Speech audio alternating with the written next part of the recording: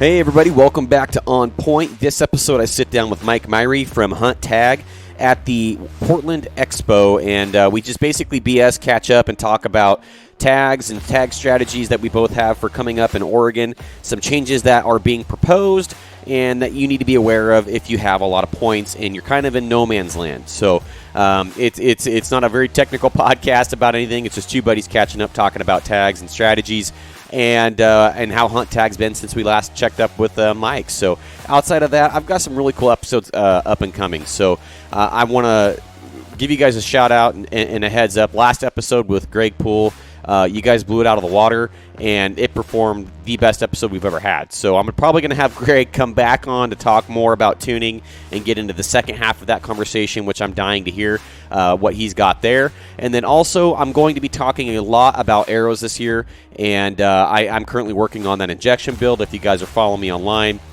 you guys know that I am absolutely in love with the injection build that I have going on with the Day 6 components. And just playing around with point weights. I can shoot anywhere from like 475 to 600 grains, interchanging sleeves and point weights with the same arrow. And that's not taking in consideration spine and everything. But that's how versatile that setup is, and I really do enjoy shooting that. So outside of that, appreciate everybody's feedback, and we've got some really cool arrow episodes coming up. I've got ideas for arrow debates. I still want to do a live episode where we can take your guys' feedback and kind of actually make that one kind of an interactive radio-style episode with just an interactive episode. I think that'd be really cool. So outside of that, check this one out. Let me know what you think, and I will see you guys at the end. Bye.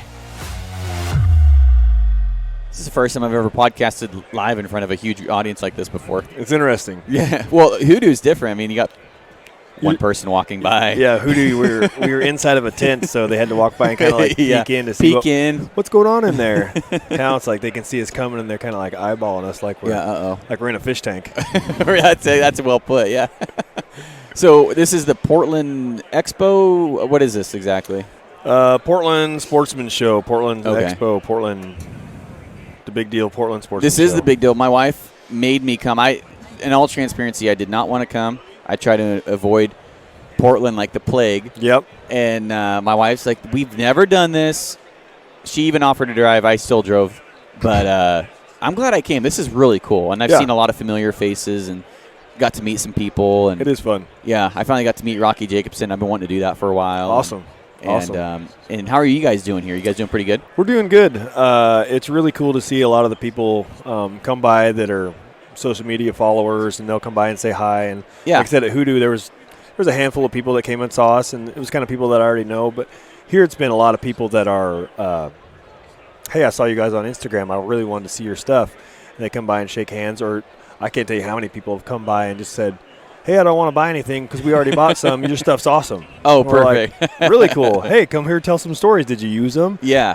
So it's been interesting meeting all the people. Yeah. Well, you guys have swag now too. You guys didn't have shirts and hats and sweatshirts. Yeah, we got some sweatshirts. We got some shirts with some hats, and they're an ongoing process. We're still working on getting different designs and trying to make them cool, keep them current. Yeah. Well, since I've been in the booth, you guys have been pretty freaking steady busy. Yeah. It's pretty cool to see.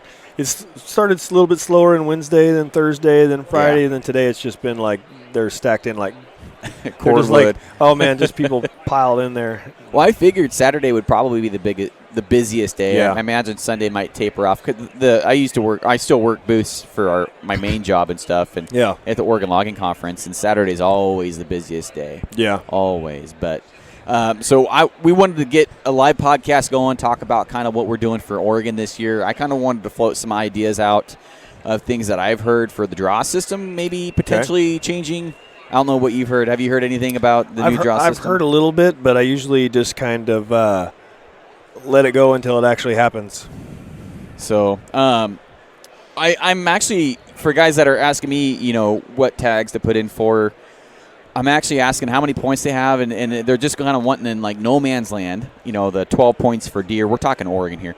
12 points for deer, or 8 to 12 points for elk. Yeah. And I'm like, you should probably hold on to those. Yeah, at that point you are in no man's land. You are. And there's some ideas floating around that let's allocate how many points we put towards a tag. So if you have 15 points, I'm going to put in for tag 6. Now you know what that is. There is no tag 6, but tag 6 costs 15 points for 100% guarantee. Maybe I'm going to do half of that or whatever. It's I like that idea. It would be interesting. It would be really interesting. If I don't have 15 points, but if I did have 15 points, I've got 0. You're still in that going to take you 10 years to catch up with the point creep to get one of the big 3 tags. Right. And if you don't have that kind of time or the patience, or you're like, man, I just want to hunt elk or deer or whatever it happens to be, it would be cool to be like, hey, I'm going to use 5 of these points and put them towards, say, a north side or a murderer's creek or one of those tags that takes in that 4 to 5, 6 range, depending on. And you could use those towards that, and you'd still hold on to your 10 because you earned those. I mean, you've paid for those points, and to burn 15 points on a 5-point or 4-point draw does not make sense. It doesn't make sense. But it also doesn't make sense to sit on 15 points and then 16 points and 17 points. 10 years later, you're maxed out on points and still not drawing tags, and you're like, well, I want to hunt.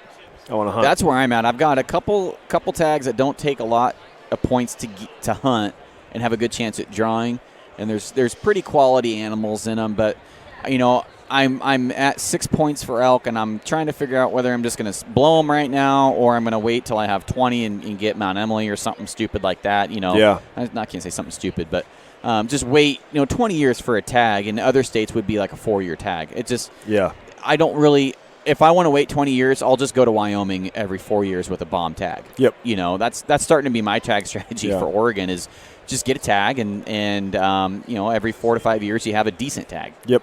But for the reason I want to go back to the allocating your points thing is some guys are saying, well, they want to try and get as many people to use as many points as they can, so that helps with the bottleneck.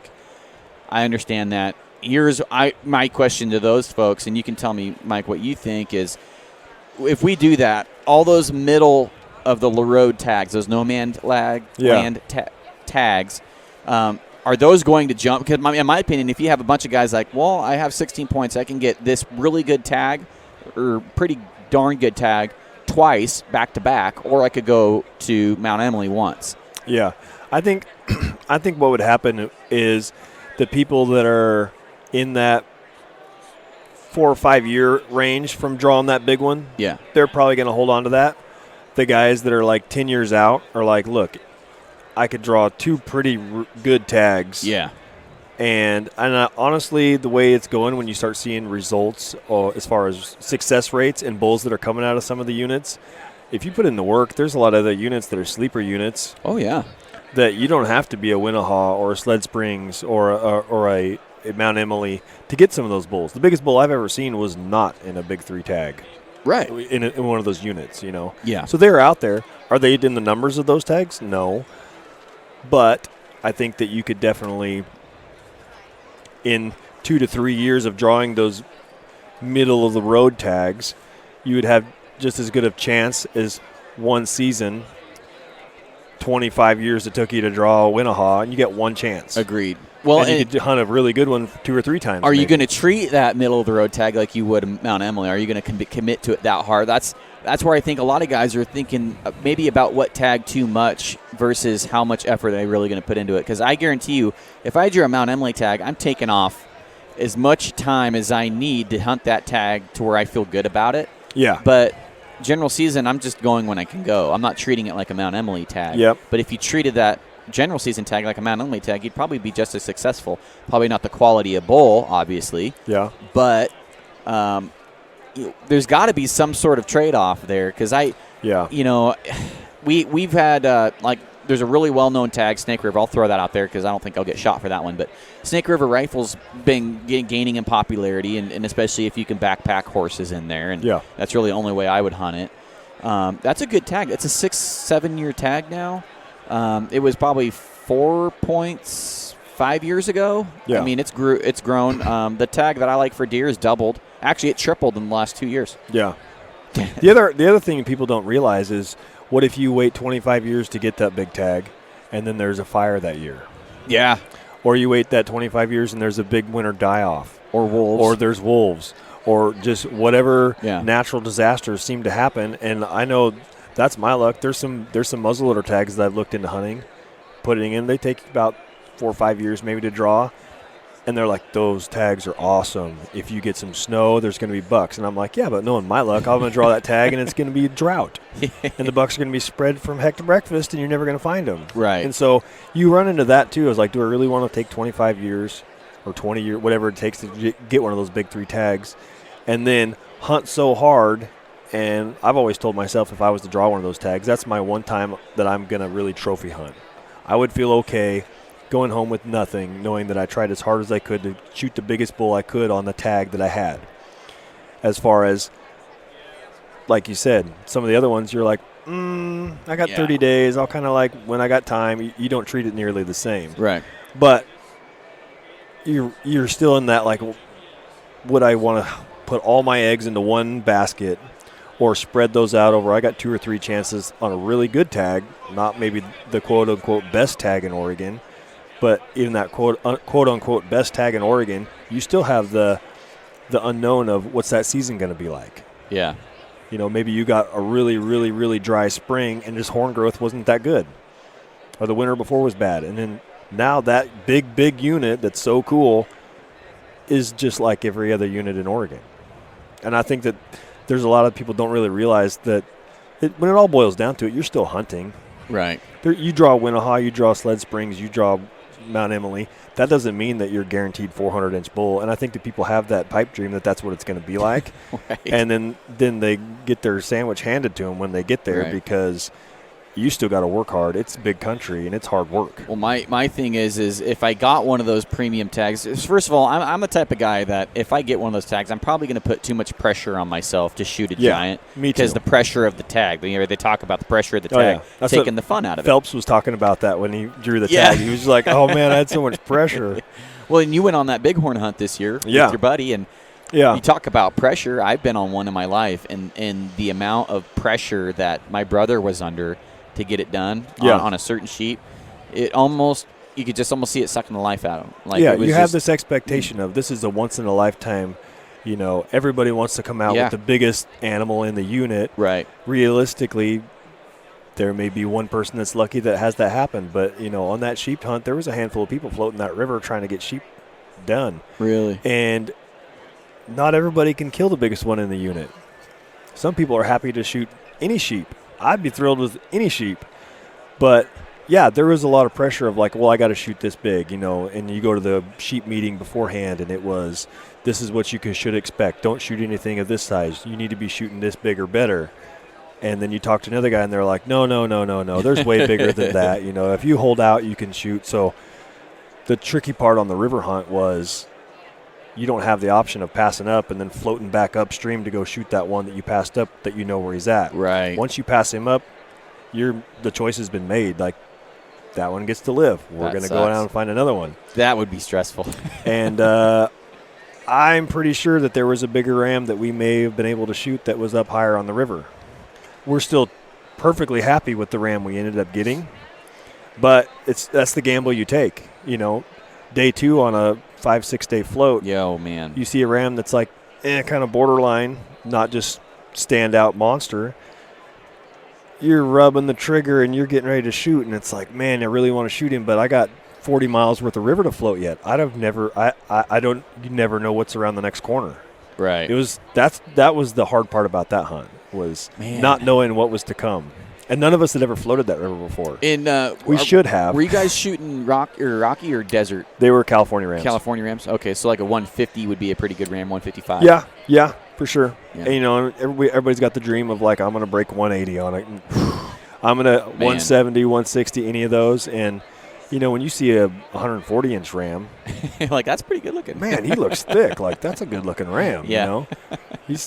There's the little banana curl thin-horned, and then you got all of a sudden, once you get one that's mature, and rams are hard. Like, if you don't know what you're looking at, and I'm not saying by any means that I'm an expert, but if you don't know how to field judge, that can be bad quick. Oh, it can go real bad real quick.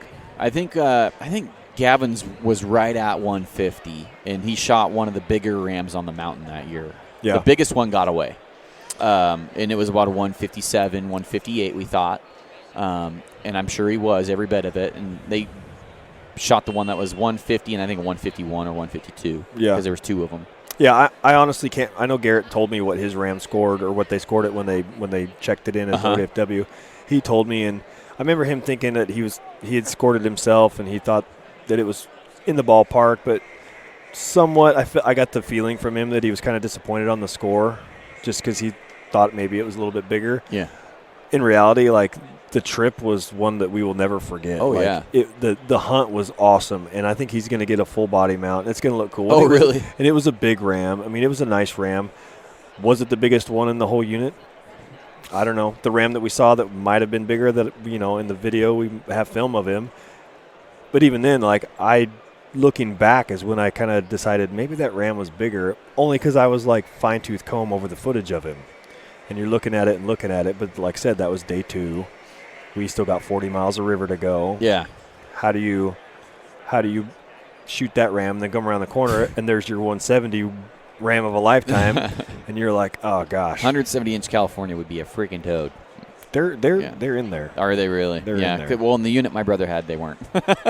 Yeah. The biggest one, I think, was the one he missed. Well, I should say, historically, there has been that size. That size. Whether okay. they were there that year or not, I'm not sure. That would be a giant, because I don't think there was one over 160 on Heart Mountain, and I'd be hard-pressed to anybody to argue that, because I really don't think there was anything bigger than 160. But yeah. So back to the draws and stuff. I think this idea, and I'm on the fence about it, about the tag allocation or point allocation, because I think that's going to jump up the middle of the road tags, and now you're going to get your point creep on those, even though it may slow the higher tags up.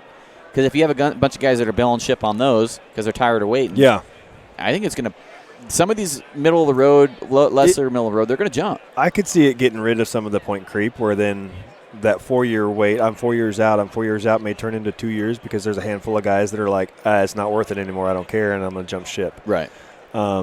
It would be interesting.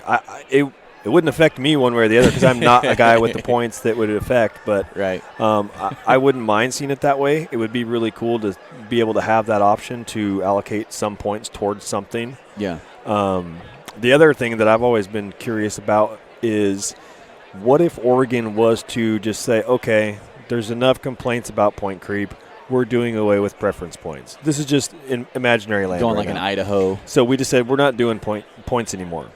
How would they handle, if they were to do that, how would they handle the guys that were sitting on 18 points? I've thought about that. That are going to, like, lose their minds. You tell me I'm 18 years into this, and now you're going to take all those away and put me in the pool with everybody? Yeah. And the only way that I can think that if they were to do that was to reward some of those guys with a certain amount, and you'd have to step into it, I think, of the guys over a certain amount of points would be allowed to stay towards what they wanted. Anybody in that no man's land would have some sort of allocation option, and anybody that's like less than 10 is like, yeah, sorry, we're going away with them. So you're touching my philosophy that I've been flirting with for the last year. I've really since they changed the spring bear to a draw, I've put a lot of thought in. I'm like, well, how could we make this better? Because now, I follow Wayne from the Bow Rack on Instagram and Facebook and stuff, and he's got some ideas. And this tag allocation idea, point allocation, came from him. Yeah. And another one where I've been talking about quotas since before they went to the draw. He's now promoting quotas, which I think is awesome. I hope he gets traction with that one more than the tag allocation one or the point allocation one. But I think the solution here, and I'd really like to hear some people's thoughts on this, is I think you're right. I think you're going to piss a lot of guys off that maybe have 18 points, and then you're like, now we're going to a draw, like a completely random draw. No points, no nothing. I think that there would be the very, very few people that would understand, hey, we're going to go to a better system so it's better in the long run. They're going to be like, no. I got 18 points. I'm vested in this. Why now? Proof positive in the buck hunt that is hidden inside the doe hunts for the Columbia, whatever that's called. I won't say the name of it out of respect for guys that have that tag. But you got people with 23 doe points trying to draw a giant buck tag. It's an any deer tag. Yeah. On the northern end of Oregon. And that tag was going to be slated. It was slated to be deleted. But you had the guys that had 20-something doe points saying. This is the one where we're talking like you'll kill the next state record may come from this place. Yes. Gotcha. Yeah. You have a good chance of killing a 200-inch buck. Yeah. And you can do it. You can't do it with a rifle. You can do it with a shotgun or a bow. Yep. And that should be enough hints for you. But and I've been one of those guys. I've got, I think, 4 doe points because I'm like, might as well start when, now. And do I think it should be in there? No. Would it suck to those guys? Absolutely. But it's a loophole in the tag system. But those guys were so pissed off that had 20-something points, they did not delete that tag. It's still there. Well, that says something. That's good that they listened. Yeah, exactly. But that's proven what you're saying, right? My solution. They get cranky when it's like, man, I've got some rightfully invested so. Those points are years. Yes. Right? 23 years. 23 years. I've drawn no elk tags. Too. I want an elk tag. And now you're going to take that away from me?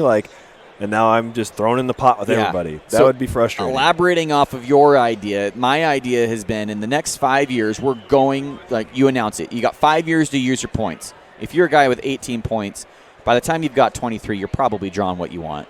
There's not a lot of tags. I can't think of anything that you're not guaranteed with 23. Yeah.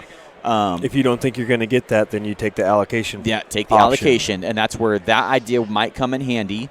And then you say, in 5 years, we're going to this, and we're going to turn it into a raffle system to where any of those points are now turned into an extra raffle in that drawing. Gotcha. So there's no points. Every year you don't draw, you put another ticket in the raffle. So the more unsuccessful you are, the better your odds get. I think that's kind of a cool idea. There would be literally no bottlenecks. Mm-hmm. Literally. You would just have a worse and worse odds with the better tag you get, but you also have better odds every year if you don't draw. Gotcha. Kind of a cool idea. I really like that idea. It's similar to now I've been told, I honestly don't know, but I've been told that New Mexico runs theirs where everybody that's a resident is guaranteed a tag because they're worried about, the guys in Eastern Oregon. Right. I live in Eastern Oregon, and I don't get a tag where I live, and I have to go west if I want to hunt west. Want to hunt general season. So, correct me if I'm wrong, but I've heard that New Mexico, because like I said, I don't hunt a whole lot out of state, so I am of the mindset of why research something that I can't afford, and then I would buy something that I can't afford and get myself in the hole. So once I can afford it, then I'll start researching and figure out what I need to do. That's where I'm at. Same with camera equipment, anything. I don't even buy anything. I don't even search. I don't shop until I can afford. So I've heard that New Mexico does a system like this where kind of like how we have those premium tags. Yeah. That's a whole separate draw. You're going to, we have Section 1, Section 2, Section 3. Section 1 are like the big 3 tags. Okay. Section 2 is kind of your middle of the road, maybe Murder's Creek, we use that for an example. It's a 4 or 5 year draw in that area. For rifle. Yep. And then you'll have your Section 3 tags. So Section 1, big bull tag. Section 2, decent 4 to 8 years draw somewhere in there. And then you'll have your Section 1, which would be basically a general season tag. And you put your choice for Section 1, put your choice for Section 2, put your choice for Section 3. You're guaranteed to get a tag in one of those things, and obviously your odds go up as you go in the lesser value tags, and the odds go down as you get the bigger tags. Makes sense. But everybody in the state's guaranteed to get a tag that way. Makes sense. And it gets rid of all the points, and it's like just a random, it's lottery for each one. Yeah, that makes sense. I don't know exactly how that would implement, but I like the idea of everybody's guaranteed to get one. Everybody's guaranteed to have a tag. Even if the tag system 1 is basically a general season. Right. I would say Oregon's been an opportunity state when we could be an extremely well-managed state. It's silly when you can hop across the border, go into Boise, and then basically general season you're hunting a six-year tag over the counter. Yeah. It is really silly. Mm-hmm. And those are the weather isn't that much different. The herd's pretty much the same. They had a hard winter the same year we had a hard winter. Yeah, you start looking at historical pictures of the bucks and bulls that Oregon used to produce. Yeah. What has changed? Right. That's my big question. And you could get down the rabbit hole real deep into what's happened and why and mismanagement and wolves or whatever you want to blame. Right. I think it's honestly a combination of a whole lot of things. It's not one thing that you can point your finger on For sure. and be like, it's because in 1972 they started doing doe tags. Now, everybody's got their theory, but I think it's a combination. Well, they are talking about combining units and reducing tags and making some of the Eastern Oregon putting Eastern Oregon units on a rotation. Yeah, I like that idea. I like the idea I wouldn't mind mixing it up. I think we need to try something. I think we need to try actually not hunting for a year or two over near Malheur. Yes. Yep. They reduced it 35 years after the 2016 winter. I think it was the 2016 winter. It might have been the 2018 winter. They reduced the tags by 35% in Malheur. Okay. They needed a great move. Lost a little bit of revenue, I understand. Yeah. But the hunting was so bad, and there were so many dead deer. Talk to the locals driving Highway 20 from there to Ventura. You'd see 150, 200 deer dead that weren't hit by cars, but starved to death or literally winter kill because they couldn't drink or eat. You need to do something where everybody I talk to is like, yeah, we shouldn't be hunting this unit right now, but we've been coming here for 40 years. Okay, I get it, but we need to be more conscious. I could see how it would be upsetting to some guys. Everybody's going to be, no matter what changes, there's going to be the guy that's going to be the dissenter that's going to be like, this is not good, argue with whatever. You could shower them in $100 bills and they're going to complain because they're wet. Like, it doesn't matter. Somebody's going to complain. But I could see what would you rather do? Would you rather draw that tag knowing that the hunting is not going to be as good as it once was, or, hey, we have to wait every second or third year to apply for that tag knowing that the quality of what's in this unit is a whole lot better. Yeah. Like, that's a tough one because then you're making the decision for people that maybe not that aren't worried about the quality of the animal. They're just worried about the meat. You're making that decision for them if they live there. Okay. Yeah. I can see. But you're the dissenter right now. You're a meat hunter. I want to get some meat. Yeah. Gotcha. If I'm your meat hunter, but then there's also opportunities. But if I live in Burns, I have to drive 5 hours, 6 hours to go hunt general season, and that would suck. Mm-hmm. Which is why if you live in Eastern Oregon, you should be a bow hunter. I think that has a very valid argument there. But so what are your plans for bear this year? Because right now I saw the numbers, and I was dying to see the numbers from the first ever spring bear draw. For Southwest. For Southwest, yeah. And they had just over 4,000 first choice applicants. Okay. That means just under 400 drew second choice. We talked to one of the gentlemen today that drew at second choice. My buddy Wes was not one of those lucky people, Wes from Bro. So I'm pretty sure he's doing probably first choice this year. I know people that drew at second choice, and I know people that did not draw a second choice. Actually, Charlie, my partner here at the Hunt Tag, his dad was asking me, like, what should I do? And I was like, well, if you put in for second choice, you may have the option, then you don't burn your points, and you can still go for that blues bear tag or whatever else you're trying to get. But you also run the risk of getting no bear tag. Right. I have never once ever in my life put in for anything except for where I'm from, and that's Southwest. And so it has always just been over the counter. So for me, it was just easy. Like, that's where I hunt.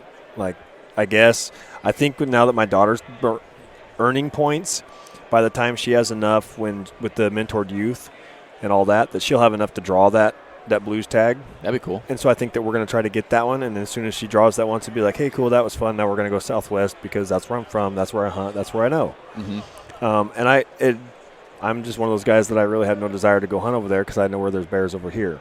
Right. There's good bears there. There's good bears here. There's good bears across. And for me, it's more the experience just to see something different. Yeah. But as far as if I'm just trying to get a bear, it's a big, long trip over there for a bear. It is. And I was talking to somebody that was putting in for... And I've shot plenty of bears, so it's like I don't really need to shoot one that bad to go all the way across the state, clear over into there, and beat the snow drifts and hike up into super high and backcountry for a bear. And I'm like, I could just go where I'm from and shoot one. Yeah, I'm into bear hunting, but I'm not into driving across the state for one. Because then you really honestly, and to put it blatantly, you're hunting the country because it's beautiful country. Yes. It's more of a hunt. It's more of an experience. Yep. Over here, you're driving and glassing and maybe walking to a unit. Over there, it's a legit hunt. I mean, not that hunting over here isn't legit. It's just it's more of a commitment. Yeah. Over there, I mean, you're not going to drive. you drink sodas and drive around, eat Twinkies, and glass off a few landings and find a bear over there. Yeah. It's a little different. And there's ways to not hunt Southwest that way. There is. But both have their perks. I mean, there is something relaxing about spending some time just cruising logging roads. Oh, absolutely. In the Southwest, and just cruise around. Yeah. Hang out with your buddy, have some hangout, talk time, and you're just seeing some country, exploring. And me and my buddy Taylor, we used to use it as we would explore so much stuff, and it was kind of like if we shoot a bear, we shoot a bear. If not, yep. I guess it's just a bear. Like if you shoot one, it's like, oh, now we got a bunch of work to do. And I guess maybe I'm just a shed horn rack antler nerd. Yeah, Since bears don't have horns, I'm not that excited about them. But I do have success with bears, and I think they're a lot of fun to hunt. But for me, I had to church up the hunt a little bit where it wasn't just driving around and doing the landing and the glassing. And I didn't want to do the long-range rifle thing. And part of that is also with my Ragged Ridge channel. It's way better for me to get footage if I'm trying to pull it off with archery. Yeah. And so I started just doing the archery gig, and I started going into places where I could sneak in on them. And we're doing camp trips, and we're hiking in, we're camping, and we're hunting bears backcountry-ish as best we can get. That would be fun. I've tried the last 2 years. I brought my bow with me, and I'm not one of those guys that if I see a big bear, I'm just grabbing the rifle. Like if there's any way for me to kill it with the bow, that's where my head's at. And so, having said that, I always have my gun in my rig. And I didn't see one. I might have saw one bear last year that was over 300. And I saw maybe 3 out of the 25 or 26 that I saw. I forget what it is, that were over 2. I saw 120-pound bears almost. My average is probably 120 pounds last year. So I didn't end up pulling the trigger last spring. When I'm rifle hunting, my size that I'm going to shoot goes way up. Yeah. I'm not shooting at that bear with my rifle unless it's something that's really worth the work to go get that thing. Yeah. If I would just wanted a bear and I just was just meat hunting for the bear, to me that's not really that hard if you put in any kind of effort. Honestly, that's just maybe I'm braggadocious, but I'm like, if you just glass enough clear cuts in the evening, you're going to see some bears. You're going to see. Do some work, find some green grass, find some water, find some big timber, sit there on the evening. Pre-scout, look for a clear cut that's like, yep, that stump is torn up. There's a bear using that clear cut. I'm going to sit here till dark. There he is. About that simple it is. Honestly, I mean, if you put any kind of research into how to find them, you will find them. You don't really have to look that hard. Now, when I'm archery hunting, my size that I'm willing to shoot goes way down because as soon as I'm like, shoot, that thing's in range, I'm going to get him. Yeah. You know? There was 2 last year where I was I guess technically as a bear hunter, as an archery bear hunter, I'm the meat hunter. What's your size range on an archery bear? As long as it's mine's 150 or more. Yeah, I that's pretty small. If I shot a bear and all I could do was make a pillowcase out of his hide, then he's too small. He's too small. As long as I could have a decent sized rug, I've never even done a rug or anything but as long as it's like, if I have to take it apart to get it out of the woods, then that's good enough for me. But if I can just hold him up by his front paws while my buddy guts him, then that's sad. That's not I've done the little bear thing before, thinking it was a bigger bear, and if I said I haven't, I would be lying. My very first bear was like, look at that thing, oh man, it's awesome, and I shot him, and we got down to it, and I was like, where'd my bear go? This isn't him. Yeah, yeah. I felt like a piece of shit when I did that. It was my second bear, and I was like, God, I'm just gonna take my ball, my bat, and go home. I'm done. Yep. And I just never again. And I completely after I did that, I just was like, okay, I'm gonna figure it out so this doesn't happen again. Yeah. I don't want to be the guy, and that's where kind of the archery thing comes in. It's a whole lot easier to judge them when they're 40 yards away than they are at 600 yards or however far you're willing to shoot with a rifle, and then you can start watching body language. And I get more of how big that bear is from watching how they move than trying to be like, well, what's he next to? That stump's got to be this big, so his head's got to be this big. He's that long. I just like, you start watching them, and a little bear is like a hyper teenager. They're just chop, chop, chop, chop. They're moving. They really look like they're eating something as fast as they can because they're like nervous that something bigger is going to come out there and get them. Mm-hmm. That's kind of how they act. The big bear comes out there just like, yep, this is my spot. Waddling along. I'm going to sit down, and they just look big, fat, and lazy, and then they eat, and once they've eaten all the grass around, this is springtime, eat all the grass around them, and they kind of like yawn, and they just look like they act like they own the place. Yeah. And so the body language is where you can just kind of tell how a bear comes out of the timber into the clear cut. If they come out timid, kind of like, what's out here? He's probably not the big dog on the hill. Yeah. If they walk out like, here I am, got my Superman cape on, everybody get a good look, I'm the guy, then it's probably the guy on the hill. He's That's the big a good bear. point. Yeah, mine this year, I had a couple little guys, and we're talking like 100-pounders, and it was like one of them I could have shot at 60 yards pretty easily, and it was like, man, it's just too small.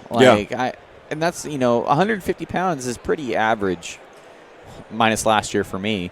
Should be a pretty average sized bear for a bow, and I almost got it done, but I got actually more kick taking other folks out and watch them shoot bears. Yeah.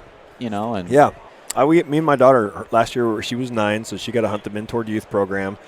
And so I took her out, and I was going to let her film my tag. And we saw a bear, and Trent from Born and Raised, he gave me a bad time because he's like, you let her shoot it, right? You weren't trophy hunting. Like, you let her shoot it. And I was like, no, actually I didn't. And it turned out, honestly, there's a really good story. Part of the reason was she was going to be shooting a friend's rifle that was a custom rifle with a super light trigger that she had never shot, and it was like 600 yards. You're asking for a Easton's mistake. Looking at it like, Dad, any bear is better than no bear. I'm like, I promise you're going to get over there and you're not going to be thrilled with that. Oh, no, she just wanted to get one so bad. And so there was the rifle issue. Is like, she'd never shot that rifle. But then the coolest part of it was when she came back to school, she had taken some days off of school to go. So when she comes back to class, her classmates were like, did you get one? Hey, did you get one? You went bear hunting. Did you get one?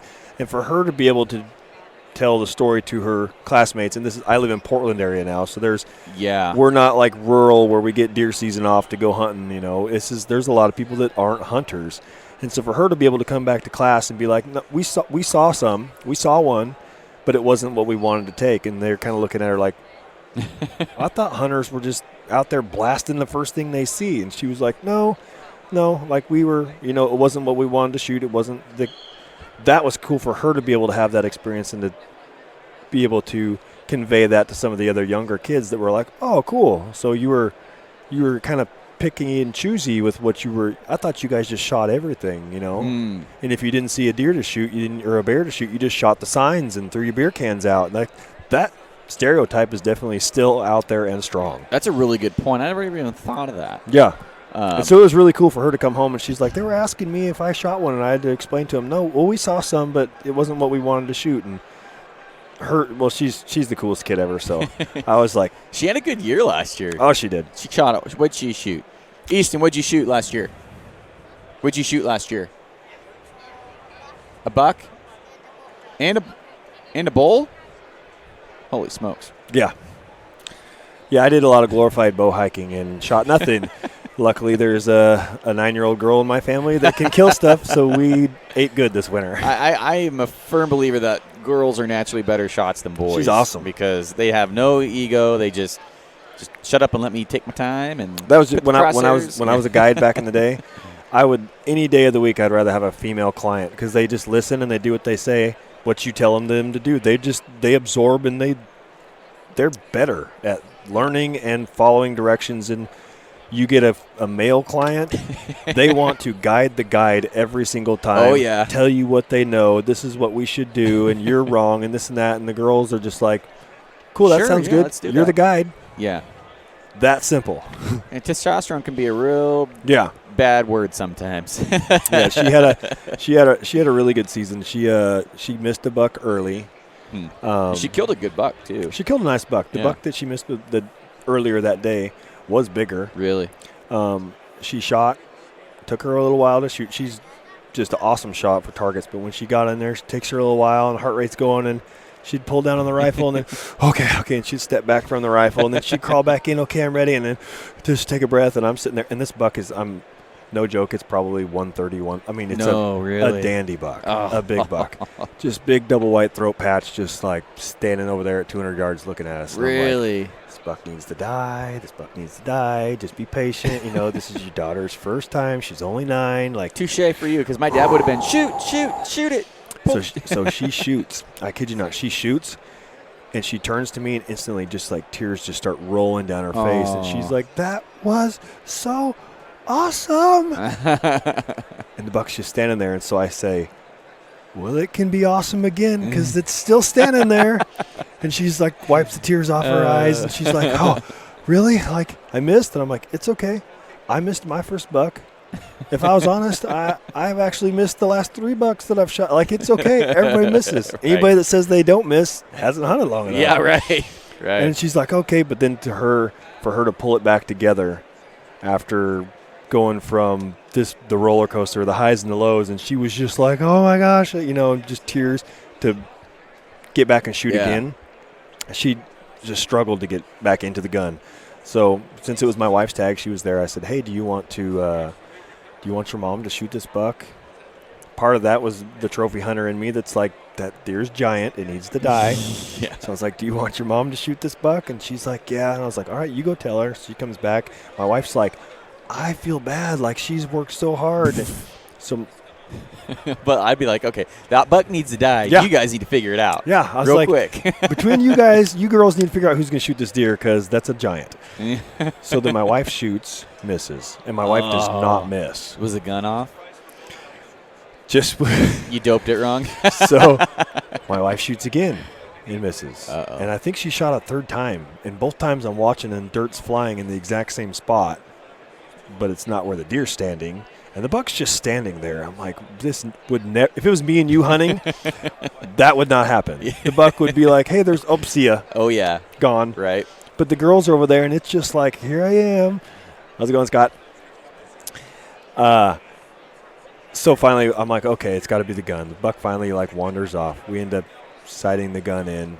And Easton was, like, kind of down in the dumps. Hey, it was my fault. I missed. I know Dad put so much faith in me to be such a good hunter, and I missed.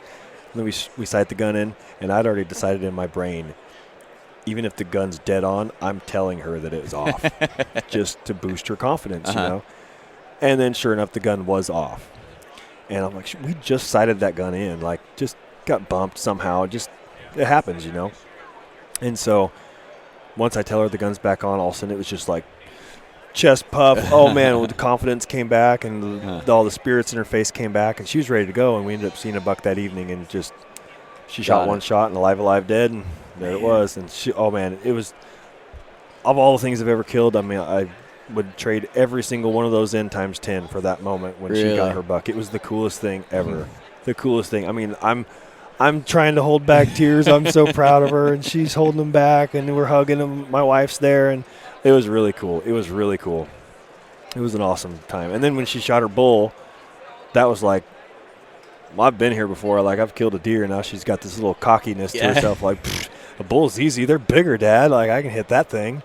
And she shot it, and it, same thing. Just really flopped it.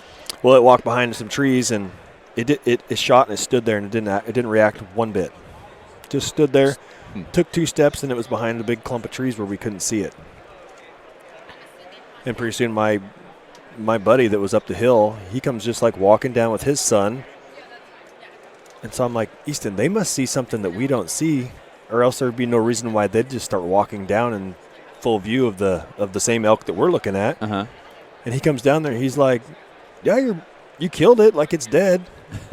I'm like, we didn't see it fall down, and it had took 2 steps and fell into a big root wad hole. Oh. And so it just like went into vanish land, and we couldn't see it, but they had a really good view of it. That's pretty cool. Yeah, it was a good deal. And she got a spike bull. It was any legal horn. She's looking at it. She's like, Dad, I don't see horns. And I'm like, they're not very big, kid, but you just got to trust me. They're there. They're there. And yeah, it's literally got like little 3 or 4 inch little spikes on him. He's the best eating elk I've ever had, though. Oh, I'm sure. Little toe head. Yep. But, I took Cody Dunlap out this year. Did you hear about the shenanigan out there?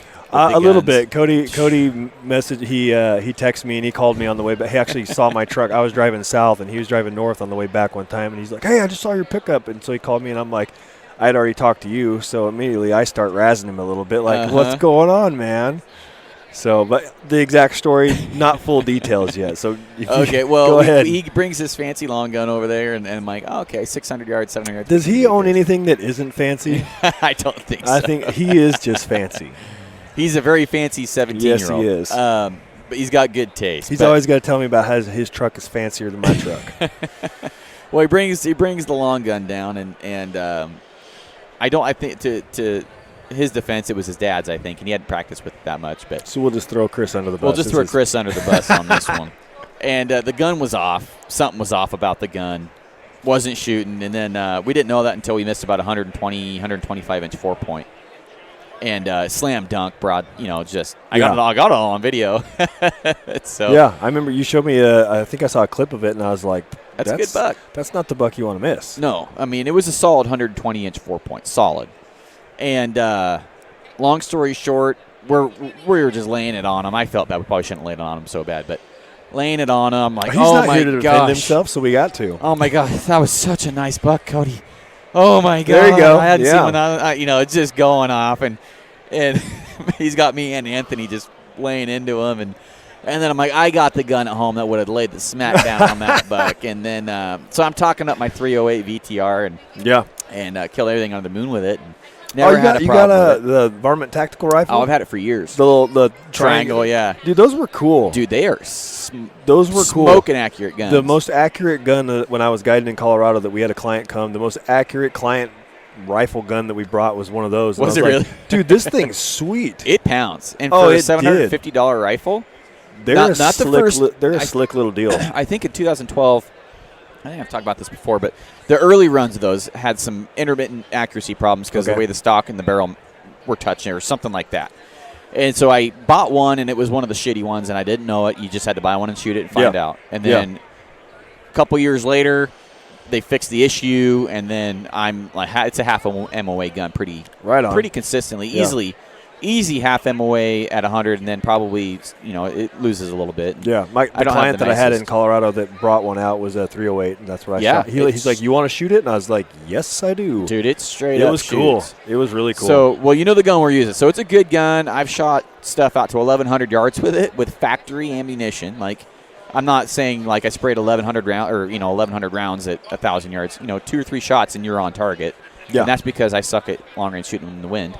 But so we have a good gun, and I told him anything out to 600, go ahead and dump it because we've dumped an elk at 564, one shot, boom, big cow, and so it's plenty capable. Well, he takes it out there and he has this big, beautiful whitetail buck jump up. I think he dusted 10 shots off at it, and so he calls me. He's like, "Your gun's off or something's wrong." I'm like, "That gun ain't off. It ain't. You're off, Cody." I'll tell you what. Bring it back. We'll go over to the buddy's ranch. We'll shoot some steel at 1,000. I'll show you how accurate that.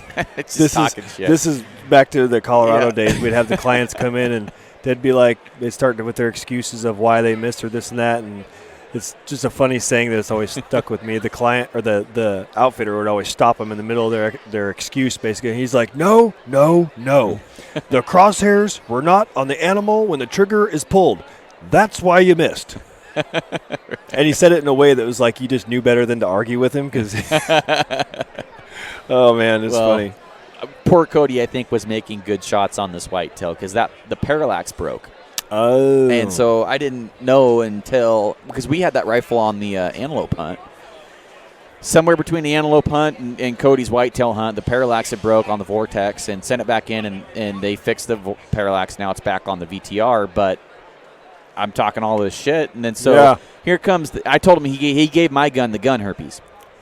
So the gun herp, whatever he was shooting or did to his gun, he did it to mine. Yeah, because I've never had a problem with that gun. I've had it for years. You probably should have told him that he's the one that broke it. He probably worked fine should. when I had it last. What'd you do to it? And so we get another one of his dad's guns, and then so we're on gun 3 now. We're on gun 3. No, I think it's Cody's 243 is what it was, and he makes a perfect shot on this little. So now he's on his high horse because it's his gun. Yeah. Chris's gun didn't work. Your gun didn't work. Shot, and now it's his gun. Yeah, dumps this deer offhand shot. And that's just what he needs. Even close to the truck. We only had to pack it, 300 yards. Yeah. And but I just felt so bad because we're just laying into him, and then I've apologized probably 15 times for my gun being off. Yeah. But, back to Easton not using that one gun she wasn't familiar with, the 600-yard shot, which for a 9-year-old, back when I started hunting, first thing 300 she yards ever shot. Oh yeah, was long. 300 yards is a bomb. Yeah, we could have killed a legit, I would say 145, 150 inch 4-point. We hunted him for 3 years. My first year, my brother found him. He was probably 150. Valley blacktail, giant. That's a giant. And he ended up getting poached. But if we could have shot 450, 500, we could have dumped him every year. But we could never get close. Gotcha. And so, I wish we were back long range back then. We could have a giant blacktail. But, that's just part of the game. Yep. Yep. Yeah. So it was funny that Trent was like, you didn't trophy hunt with her. You let her shoot it, didn't you? And I was like, no. And he's like, you didn't. And he gives me this evil look like, right. You terrible parent, you. And I was like, there's more to the story. It wasn't a gun she'd never shot. It was a big gun too. I can't remember what the caliber was, but it's a big gun, and with the hair trigger. And we let her crawl inside of it and get ready. The trigger was so touchy that the guy who was letting us use it was like, you better make sure that thing's sandbagged in and the crosshairs are on there, because as soon as your finger gets close, it's going to go off. And I'm like, that's too light for me. A 9-year-old first. Yeah. I'm like, so I was real iffy on a 600-yard shot that I know the gun could do, and I know that she could do it with the practice, but just never shooting the gun. All the kids I've taken, I've forced them, and whether the deer walks off, that's fine. But I forced them to dry fire 2-3 times. Cody dry fired a few times, trying to get his breath under control, and he did a good job, But, he was still heart beating, breathing hard, and just, I think his was a 500-yard shot, 550. That's a long shot. Yeah. For anybody, that's a long shot. A lot of these guns nowadays are so capable, for the gun, it's not. Yeah. But, I don't know, man. I've lost more animals. I should say not lost. I've missed more animals shooting instead of just trying to get closer, trying to shoot them at 600, 700. Yeah. It's silly. Like Kim's buck, the bigger blacktail I've ever killed, her first and only one, shot it at 480 something. And I was shooting 1,000 yards the day before. This is the VTR again. And she shot and shot and shot and shot, and then she was like, what's going on? And the deer's just looking around, and I'm like, oh shit, the scope's dialed into 1,000. She was shooting on 12 feet over his back, but getting something to drink here. Yeah. Perfect. It's getting a little parched. Need some water. Thank you. So, but so outside of that, I plan on doing for Oregon second choice Umpqua whitetail. Okay. You can get that second choice, and I shouldn't probably. Sure, thank you. I've drawn that. The whitetail tag for the archery. Yeah. I think I've drawn it 2 or 3 times. Second choice. I believe so. Yeah. It's been. I haven't put in for it since I don't live in that area anymore. It's too hard for me to go down there and do that hunt anymore. And part of the reason why I stopped putting in for it was, even though I lived there and I had the tag 2 or 3 times, to find the access. And the access that I did know to hunt was like a really good buddy of mine, but he was also an outfitter. And he's like, dude, I got paying clients that are coming to hunt these bucks. I can put you on this one stand, but you're not going to kill anything kind of place. And I'm like, and so it turned into, why am I hassling so hard? I've got access.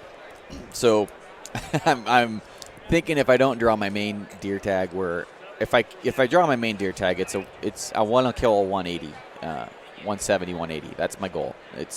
I've got it narrowed down. I've got it figured out. I know where they're at. It's just a matter of getting there and drawing the tag. You're going to kill a 170?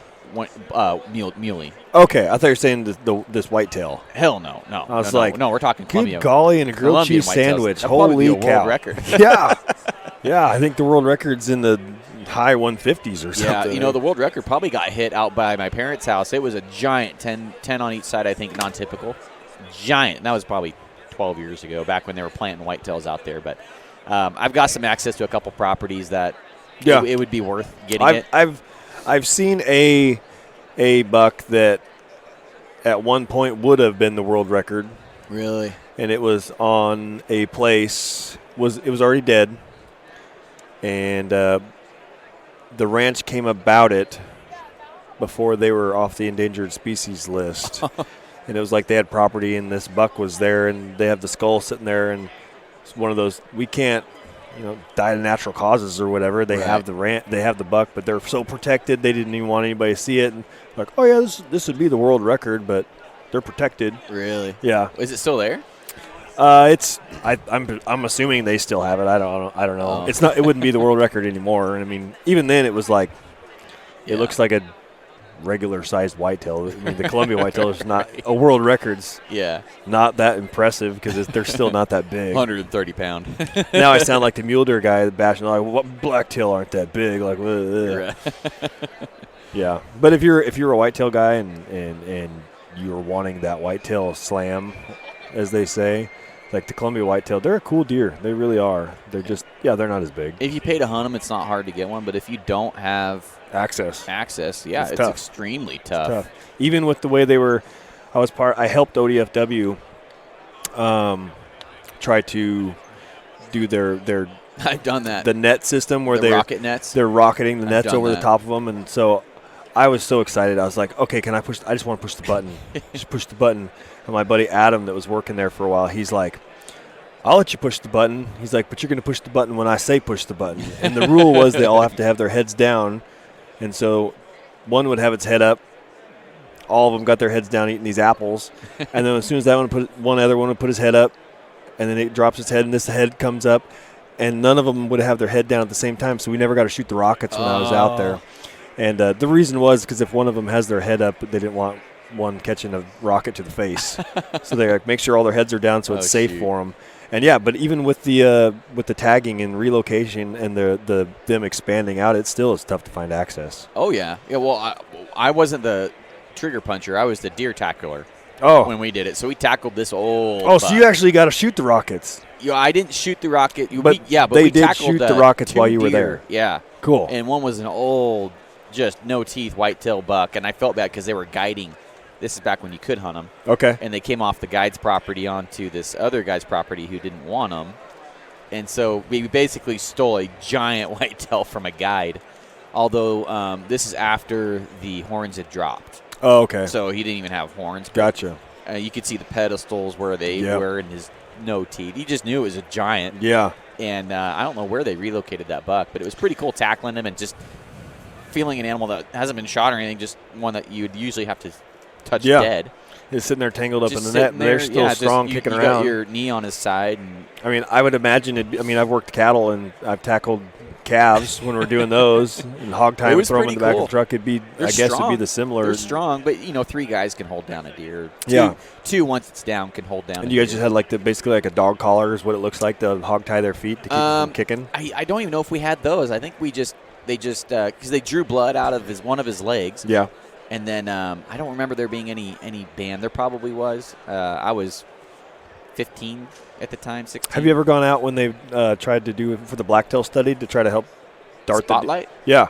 No, I've never done that. Oh, I went out with the kid once, and he was the wildlife technician, and which actually have a cooler job than the biologists because they get to go out and do all the field work and stuff. And so I met him at the gym. And he's like, hey, we're going to go out and spotlight some deer. And you told me about this area that we have to get. That's part of our section that we're supposed to get some deer from. Do you want to go? And I was like, yes. Spotlighting, legal. I'm in. Let's go. And so they got this dart gun that looks like a space version of an AR-15 with this big dart. Starship Troopers rifle. Yeah, but the dart, he's like, dude, if you could pull off a 40-yard shot, he's like, that's a bomb. That dart shoots so slow, it's like a lob. Really? And so we go out, and we're spotlighting deer, and you'd see deer on one side of the highway or one side of the gravel road, and he's like, yeah, those ones are in range, but that's not our area. We got to be on this side of the road for the the study to work. We need deer on this section, not that section. So he's like, you can't shoot those ones. We got to get them from this side. And I'm like, not that they don't cross the road. I'm like, you don't think the deer cross the road? And he's like, hey man, I'm just doing my job. Like, trying to do the right thing. So we ended up. I'm not trying to get the kid in trouble, whether he was supposed to let me or not, he finally was like, all right, there's some deer. You think you could sneak on those? And I was like, yeah. He's like, do you want to try to shoot the gun? I was like, yep. And he's like, all right. He's like, don't shoot a doe or don't shoot a fawn. He's like, and make sure you shoot for the big fat muscle on the butt. He's like, you want to hit him back there. Make sure it had a rangefinder built in. It was like their rangefinder was like duct taped to the side of the thing where you beep it and shoot. He's like, yeah. So I got within 50 yards and it was standing there, and I'm like, dude, I'm going to set some record at this ODFW office for longest career shot, but I just couldn't make myself shoot the shot.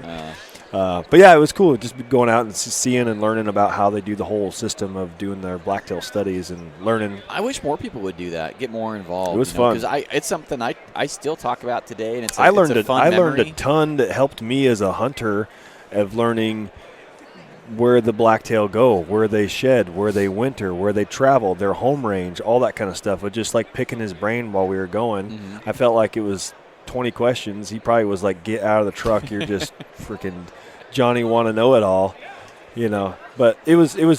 I learned a lot. I really did. I would definitely suggest, if you are into hunting and you have any inclination to actually help as a conservationist, is do as much as you can to learn about the animal and go out with those guys. Volunteer to help. Like that stuff is not just valuable to them as having help, but it's valuable to you as a hunter to be able to learn about the animal themselves. Yeah, it was pretty cool. It was legit fun. I mean, it was fun. Yeah, darting a deer would be pretty freaking cool. Driving around, legally spotlighting, like, look at that thing, Yeah. But the reason I even brought this up is when you talked about the whitetail that already lost his horns. We were in the springtime around them when they should be dropping horns. And so I was like, so if we shoot a buck and he still has his horns, are you going to be mad if I sit there and tug on him a little bit to see if they'll come off once he's kind of like sleepy? And he's like, a little tug, just to, don't demolish his head. But he's like, but I'll let you wiggle to see. And he's like, well, honestly, I'd rather not shoot a buck. He's like, if we shoot bucks, they take a totally different collar system than the does. Oh. He's like, the does basically ping back already. The bucks, they have to go out and like with the wand and find, and since they have such a bigger range, he's like, it makes way more work for us if we do a buck, and they have to have a different collar system because when they're swelled during the rut. So he's like their collars tend to fail more often just because they are a buck. They do fight. They do have to be adjustable for the rut and swell of the neck. And he's like, those are easy. Those are easy. You collar them, they do all the work for you. So he's like, that'd be sweet. I'd really rather not target a buck. He's like, but since you're with me, he's like, if we see a big one and if it's in range, I'll let you take a picture like you killed it. Yeah. Oh, I totally would have. I'd have been like this. I'd even have posed with the spotlight and been like, what up? Right. Legal. You legal. Yeah, but we ended up not even seeing. We saw a bunch of deer, just didn't see nothing in range. We didn't see any bucks, but that's crazy. It was fun. It was definitely. I learned a ton from my buddy Ben. That's all. Perfect. Just Ben. Well, I appreciate you. We're going to wrap this thing up. I appreciate you letting me hang out in your booth and harass some of your customers. Yeah, anytime. Potential customers. It's fun hanging out. I mean, I feel like our conversation was a bit wandering. We talked about a bunch of different We did. I want topics, to talk about the Oregon draw and then just hunting Oregon in general. And since yours is an Oregon-based hunting tag, but you're developing it for other states. Yes. Yeah. To do my hunt tag plug for the business is we are in Ohio, we are in West Virginia and Oklahoma, and soon to be New Mexico, possibly Montana. Depends on what exact. I've heard.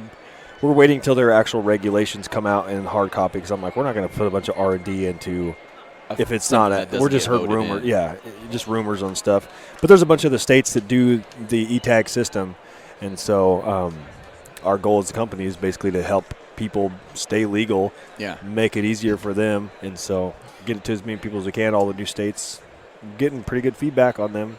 Oh, absolutely. And they're all customized. There's a few other a few other companies that do like a universal kind of deal, and ours are all customized per state. So if you lived in Oklahoma and you wanted a tagging system for the electronic thing, those tags come customized with the exact information that Oklahoma requires, full on with the logo that's on there has the state of Oklahoma on there. So they look pretty cool. Well, I appreciate it. It's one of my favorite products. Like a lot of my family got those for birthdays or Christmas presents last year. So I appreciate the product too. I use the crap out of it.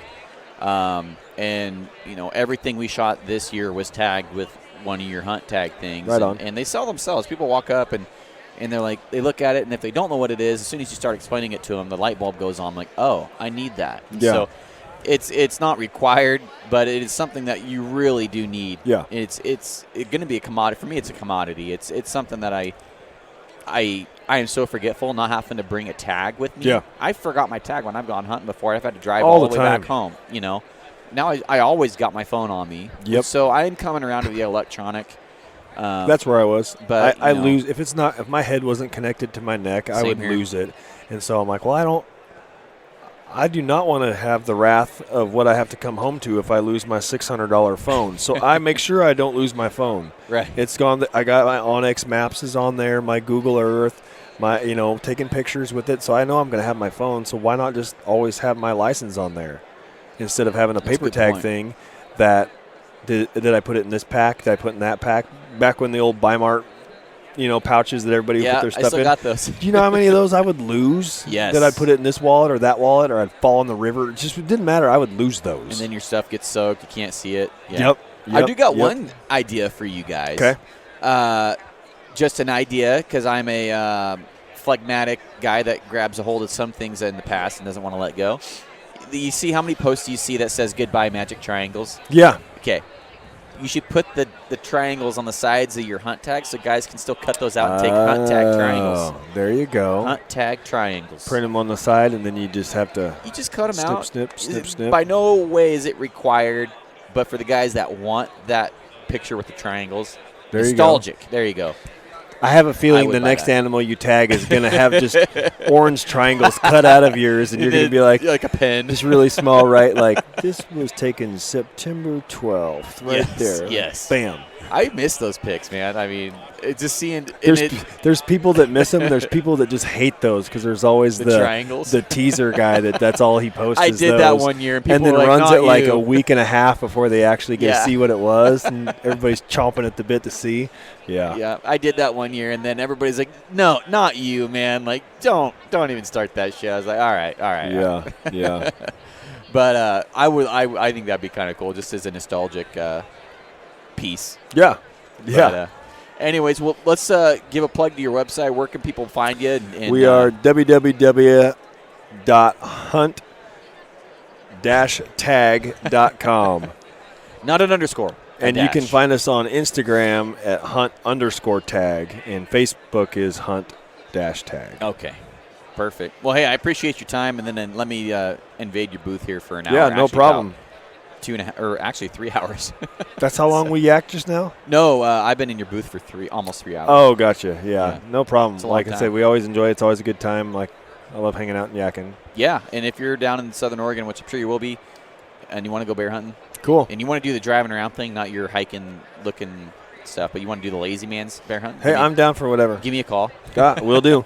We'll go down there. One of these days, we'll maybe next time Easton gets something, you'll have to have her on the show, and she could tell you her side of the story. Yeah, I'd love that. That would be cool. We should have had her on. I should have got an extra mic.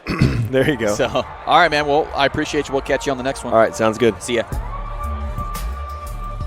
All right, guys, that's this episode of the podcast. Be sure to go check out Mike Myrie at Hunt Tag. If you guys hunt in Oregon, really, this is something that I get as gifts for family. That's how much I like this product. It's super useful. It makes the tagging system a breeze, whether you're electronic or paper.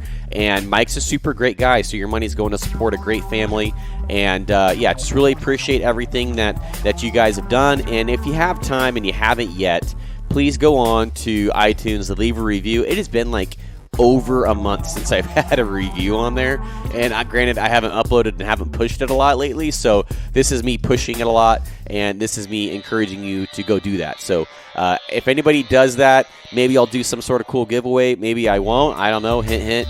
But outside of that, appreciate all the feedback and all the nice comments I've been getting. I'm doing much better. Yes, I'm a little sick. You guys can probably hear it in my voice, but what's a win without a little bit of adversity? So outside of that, appreciate you guys, and I will see you on the next one. Bye.